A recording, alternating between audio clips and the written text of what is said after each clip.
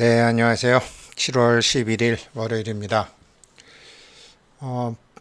요즘 뭐 특별한 이슈도 없고 주식시장이 이제 가격 조정으로는 바닥에 온 것 같고 기간 조정이 좀 남은 것 같고 그러면 기간 조정을 어느 정도 하는지를 좀 보려면 이제 큰 흐름을 보려면 이제 보통 그 수익률 곡선을 봅니다. 미국 수익률 곡선을 보는데 뭐 장단기 금리가 역전됐다 뭐 이런 거 많이 보실 거 아니에요.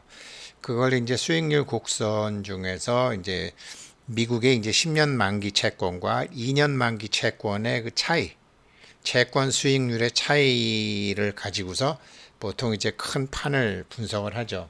물론 항상 그런 것은 아닙니다. 왜 그러냐면 지금은 굉장히 묘할 때거든요. 금리 지금 한 20% 이상 정도 내리면 20포인트 이상 20% 이상 내리면 약세장 국면에 들어왔다 그러는데 미국 약세장 국면 들어왔죠. 한국 약세장 국면 들어왔죠. 한국은 뭐 20%가 뭐예요? 거진 뭐 3,300 가던 게 2,300까지 빠졌으니까 뭐 30% 이상 빠진 거 아닌가요? 그래서 이제 약세장인데 약세장과 경기 침체와 금리는 100% 상관관계가 있는 게 아니라는 거죠. 제가 오늘 이 영상을 만들어야 되겠다라고 생각한 게 뭐 보니까 이제 미국에서 어떤 애널리스트가 경기 침체가 오면은 20%더 빠진다. 근데 경기 침체가 오면 그렇지만 지금 경기 침체 때문에 금리를 올리는 게 아니잖아요. 폭발적으로 금리를 올리는 이유가 경기 침체 때문에 올리는 게 아니라 인플레이션 때문에 올리는 거 아니에요. 물가도 오르고 고용도 올라요. 고용은 안 되는데 물가는 올라야지 이게 무슨 경기 침체가 되든지 앞으로 더 나빠지든지 하는데 고용은 폭발적으로 돼. 물론 폭발적으로 되는 이유가 걱정은 돼요. 코로나 때 막 저 한국이건 미국이건 퍼주니까 일 안 해.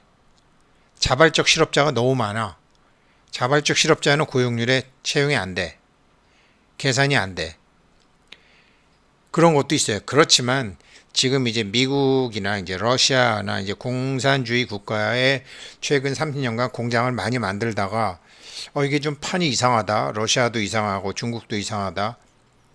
그래갖고 전부 공장을 지금 다시 일본으로, 미국으로, 한국으로 다 옮기잖아요. 당연히 고용이 늘어나죠. 그러니까 경기 침체가 아니라 말이에요.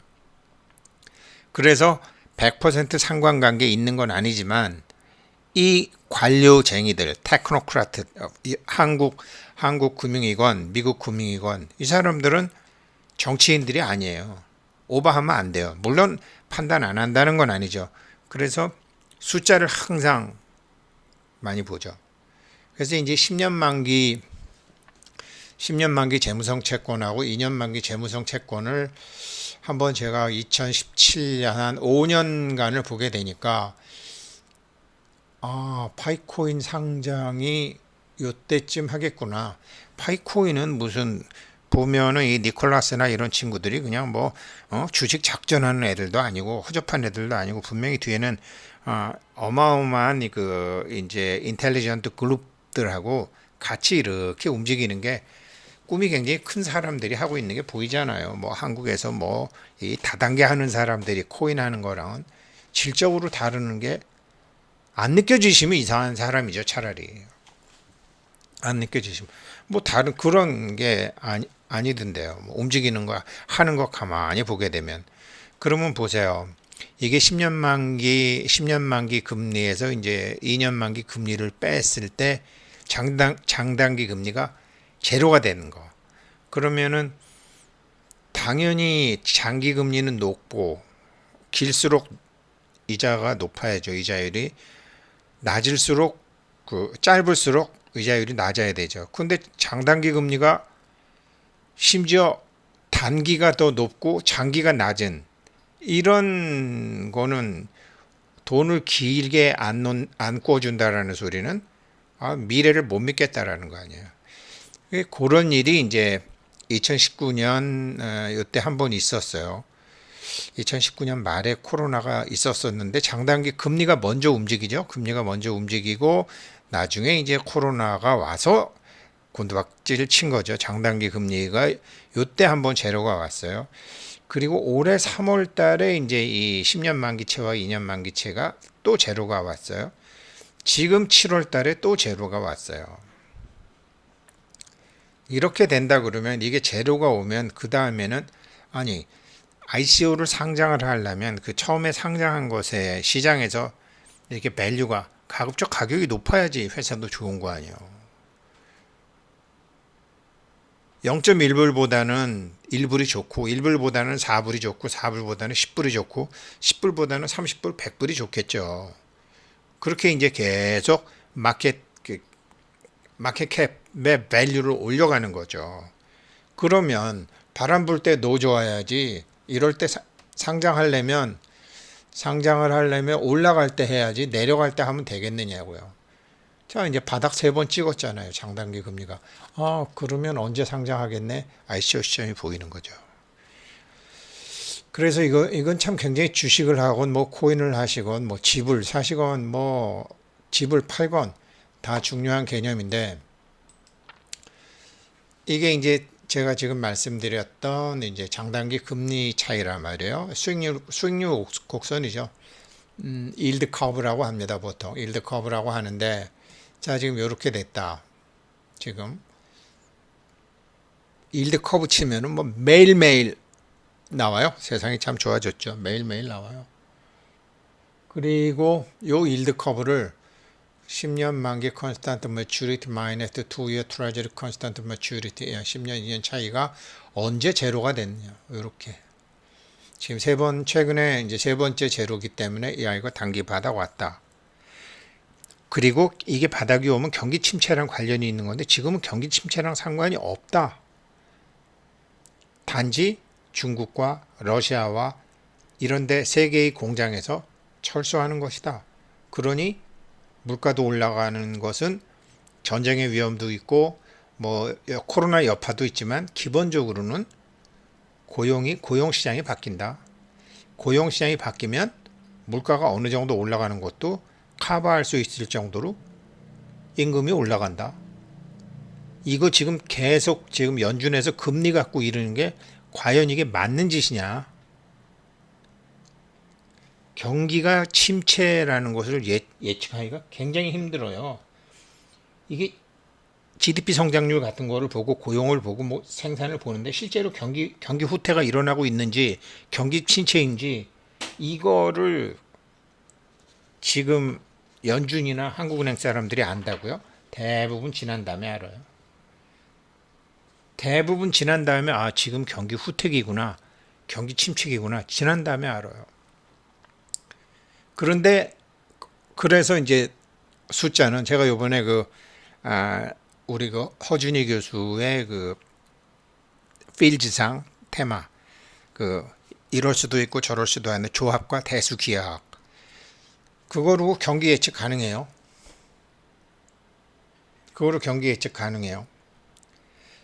왜 그러냐면 자연계의 모든 현상이 주식이건 코인 시장이건 부동산 시장이건 그 개수의 절대값이 로그 오목 함수라는 건데 로그 오목 함수라는 게 뭐냐면 어떤 상황에 영향을 미치는 요인들의 수가 줄어든다 이 말이에요. 점점 줄어든다 이거예요. 확 줄어드는 게 아니라 이게 로그 볼록형이면은 경기 침체인지 경기가 확장되고 있는 건지 금세 알아요. 그런데 로그가 오목이기 때문에 몰라요. 늦게 알아요. 그래서 제가 요번에 허준희 교수의 필드상을 받게 된 주된 테마 이 경우의 수와 조합 확률의 이 숫자적인 것이 자연계의 흐름과 같은데 그 자연계의 흐름은 대수 기하학 성질로 그거를 분석을 해봤더니 로그 오목 특성이 나오더라. 저는 완전히 그래서 제가 참 토요일은 밤샘을 했죠.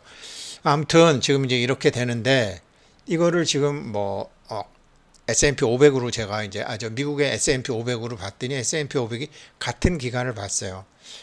이렇게 이제 쭉 뭐 여러 가지로 뭐 어휴, 올랐다 망했다 올랐다 망했다 한 것 같지만 뭐 450까지 갔다가 350이니까 20% 이상 내렸죠. US 달러로 ETF로 제가 지금 보는 거예요. 그러니 뭐 마찬가지 형태를 지금 보는 거니까 이거를 이제 합쳐서 보면 이해하기 쉬우시겠죠.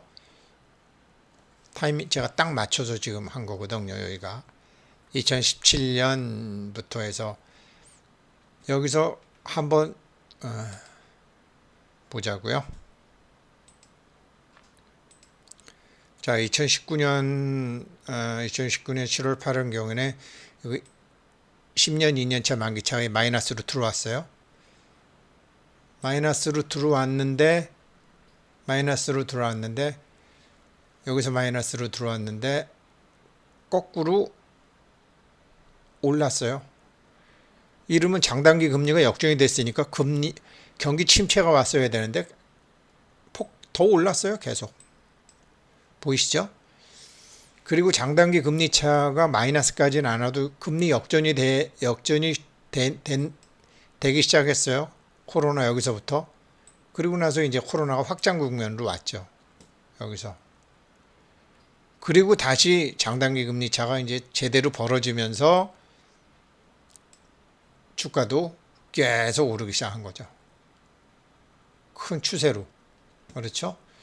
그리고 이게 장단기 금리가 여기서 한번 이렇게 가고 다시 한번 쌍봉으로 이게 이래서 요번에 그 허준희 교수의 논문에 제가 로그 오목 함수라는 게 이게 이런 쌍봉, 쓰리봉 형태로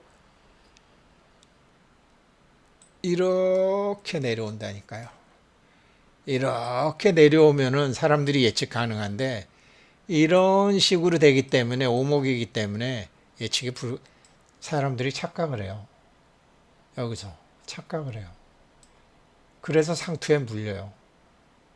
그래서 제가 요번에 허준희 교수 논문에 아주 그냥 감동을 먹은 겁니다.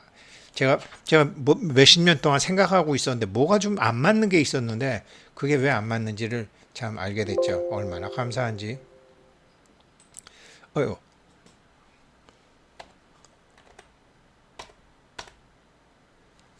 그래서 보면은 이제 여기서 지금 또 한번 바닥을 10년하고 2년이 또 역전 제로까지 됐죠. 이거 그랬는데 제로까지 되고 지금 7월 달에 한 번 더 왔죠. 이러면 이제 반등한다는 소리입니다.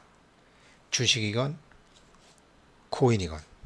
그래서 비트코인 같은 거는 이제 반등 기미가 보이고 그리고 이거를 이제 다시 한번 제가 조금 더 길게 봤어요. 1990년도부터 보니까 여기서 완전히 이렇게 10년, 2년짜리가 마이너스가 된 적 있죠. 이럴 때는 경기가 이렇게 또 내려요. 이렇게 마이너스가 되니까 마이너스가 되고 난 다음에 여기서 두 번 마이너스가 됐죠. 내려요. 1, 2년 내려요. 한 1, 2년 정도 더 내리다가 올라갔어요.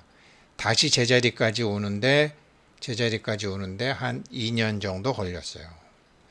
여기서는 이렇게 장단기 금리가 제로가 왔는데 그렇지만 올랐어요. 다시 제로가 왔어요. 그러니까 경기 침체와 장단기 금리 역전 현상은 미국만 보면 안 되고 전 세계를 같이 봐야 돼요. 돈이 같이 움직이니까. 그래서 지금 여기서는 미국이나 한국만 놓고 보게 되면은 당연히 반등을 해요. 반등해야 돼요. 금리의 움직임을 보면. 그러나 미국이나 한국만 봐야 되는 게 아니라 중국도 봐야 되고 러시아도 봐야 돼요. 거기서 빼니까. 그래서 갑자기 시장이 좋아지지는 않을 것 같아요. 그래서 제가 결론적으로 지금 미국의 장단기 금리 10년짜리, 2년짜리를 놓고 파이코인을 보면 어떨까? 2년 걸린다. 500여일, 지금부터 한 500여일 후면 2023년 말 2024년 초에 상장을 시도할 것이다. 그리고 하반기에 가면은 엄청 오를 것이다. 예를 들어서 10불에 돼도 30불, 40불도 갈 수 있고 5불에 돼도 15불, 20불로 갈 수 있는 게 2024년 말이다. 제가 뭐 너무 자세히는 설명 못 드리고 또 자세히 설명한다. 왜 그러냐면 제가 토요일 밤부터 지금 그 허준희 교수의 논문을 제 나름대로 생각을 하면서 하는 말씀이기 때문에 그렇죠. 그래서 앞으로 뭐 비트코인 같은 거 봐도 바닥 찍은 것 같고 가격 조정은 끝났어요. 가격 조정 오른 다음에는 확 올랐다 빠지고 확 올랐다가 또 한참 확 올랐다 빠지고 아마 그렇게 될 거예요. 그러면서 많은 사람들을 희망에서 절망으로 만들어요. 그러면서 모으죠. 2024년 한 2년 정도 후는 시장이 엄청나게 좋아질 것 같고 다른 것도 제가 뭐 헬륨 코인 같은 것도 굉장히 좋아질 것 같아요. 헬륨 코인도 좋아질 것 같고 그리고 서울에 사시는 분은 저 북한산에 보면 인수봉, 뭐 만경대, 백운대 이렇게 불뚝 솟은 산 있죠. 그런 식으로 폭폭폭 물론 내릴 때도 있지만 그렇게 퍽퍽퍽 오를 주식들도 보이더라고요. 그래서 이게 이렇게 되겠구나. 지금 이 미국의 이제 수익률 곡선하고 이제 한국의 금리 움직임 뭐 경기 침체가 되면 20%더 빠져? 아니에요, 안 빠져요. 경기 침체가 아닌데 뭐 미국에서 지금 일단 그래서 우리가 생각하는 거랑 시장 전체가 생각하는 거랑 다르거든요. 그래서 파이코인 뭐 빨리 상장되면 좋겠다고 생각하는 분들도 많으시겠지만 아니 밀물에 상장해야지 썰물에 상장해서 뭐 하게요? 그런데 썰물은 끝났다라는 거죠. 이제 밀물인데 밀물의 시점만 보면 될 것 같다라는 게 이제 제 생각입니다. 그래서 이제 장단기 금리로 이제 한번 시장의 흐름을 예측해 봤고 지금부터를 1, 2, 3, 4 중에 1단계라고 합니다. 지금부터가 이 2022년 7월부터가 시장은 1단계가 들어가요. 오르락 내리락 오르락 내리락 합니다. 계속 오른다고 생각하면 실망하십니다. 오르락 내리락 오르락 내리락 하면서 털어낼 사람들 털어내는 게 마켓입니다. 네, 월요일 또 틈틈이 이런 이제 근본적인 것에 대해서도 좀 말씀드리겠습니다. 저 이거요. 2007년도부터 15년 끙끙대던 겁니다. 켄 피셔 책으로 이 장단기 금리 수익률 커브가 중요하다고 했는데 번역은 했지만 왜 중요한지가 제가 납득이 안 됐었어요. 참 나이가 들어가는 게 나쁜 게 아니네요. 나이가 들으니까 납득이 되네요. 감사합니다.